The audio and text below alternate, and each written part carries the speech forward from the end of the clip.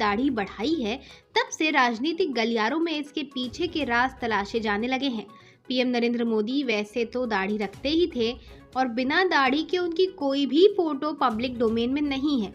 उनकी सबसे पहली फोटो जो पब्लिक डोमेन में आई वो आडवाणी के साथ रथ यात्रा की थी।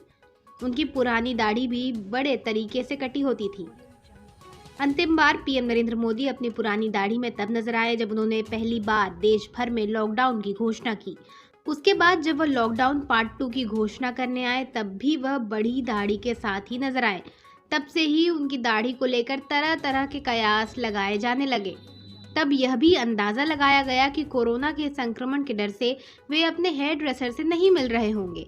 एक तथ्य यह है कि मई 2019 में मोदी के 58 सदस्यीय मंत्रिमंडल में से 18 मंत्री दाढ़ी वाले थे। मानव सभ्यता में दाढ़ियों का इतिहास काफी लंबा रहा है और उन्हें पौरुष तथा शक्ति का प्रतीक माना जाता है। आखिर दाढ़ी के बाल भी पौरुष के हार्मोन्स की ही तो देन है। लोगों में जिज्ञासा है कि आखिर पीएम मोदी की बड़ी दाढ़ी का राज क्या है। कई लोग इसे पश्चिम बंगाल के विधानसभा चुनावों से जोड़कर देख रहे हैं और पीएम मोदी के इस लुक को रविंद्रनाथ टैगोर से जोड़कर भी देखा जा रहा है। कुछ लोग उनकी दाढ़ी का मजाक भी उड़ा रहे हैं। उत्तर प्रदेश के एक मंत्री राजेंद्र प्रताप सिंह उर्फ मोती सिंह ने कहा था, बंगाल के चुनाव में रविंद्रनाथ की काया और छाया पीएम नरेंद्र मोदी के लुक में दिखने लगा है। इसमें कोई शक नहीं है कि हर बंगाली के दिल में कवि गुरु रविंद्रनाथ टैगोर के लिए सॉफ्ट और स्पेशल कॉर्नर होता है।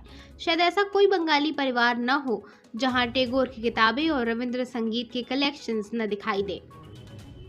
प्रधानमंत्री नरेंद्र मोदी की लंबी दाढ़ी हो या फिर कुर्ता या चाहे किसी बैठक में बैकग्राउंड में दिखने वाली कोई तस्वीर ही क्यों ना हो, सब में बंगाली टच जरूर नजर आता है। ऐसे में राजनीतिक गलियारों में भी पीएम मोदी का ये अंदाज सुर्खियां बटोर रहा है। मोदी के नए लुक को विपक्षी और बंगाल की सीएम ममता बनर्जी ने टैगोर से प्रेरित बताया है। ममता बनर्जी ने तो इस लुक के लिए कड़ी आपत्ति भी जाहिर की है।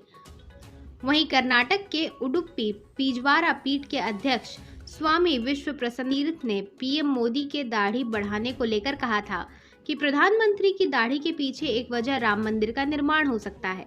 एक अरसे से ही अयोध्या में राम मंदिर निर्माण कराना बीजेपी का उद्देश्य रहा है। पिछले साल रामलला विराजमान के पक्ष में सुप्रीम कोर्ट का फैसला आने के बाद राम मंदिर निर्माण की आधारशिला रखी गई है। मंदिर के लिए पीएम मोदी के हाथों भूमि पूजन भी कराया गया है। स्वामी विश्व प्रसन्ना तीर्थ ने कहा कि हो सकता है कि राम मंदिर पूरा होने तक पीएम मोदी अपनी दाढ़ी बढ़ाए रख सकते हैं।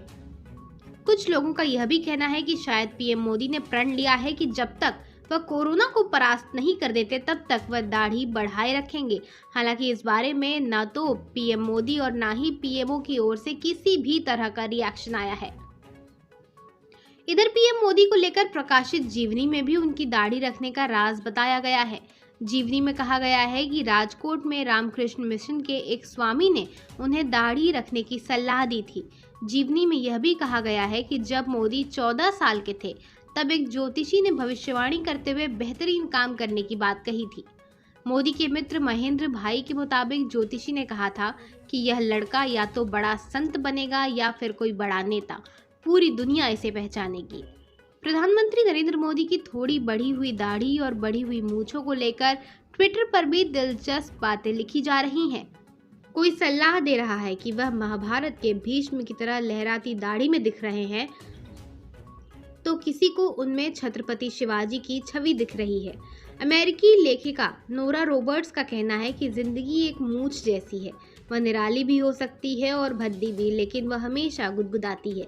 ऐसा लगता है कि मोदी की घनी मूंछें आज कई लोगों की कल्पनाओं को गुदगुदा रही हैं। फिलहाल के लिए बस इतना ही। ये वीडियो आपको कैसा लगा हमें कमेंट सेक्शन में लिखकर ज़रूर बताएं और ऐसी और तमाम खबरों के लिए बने रहिए हमारे साथ।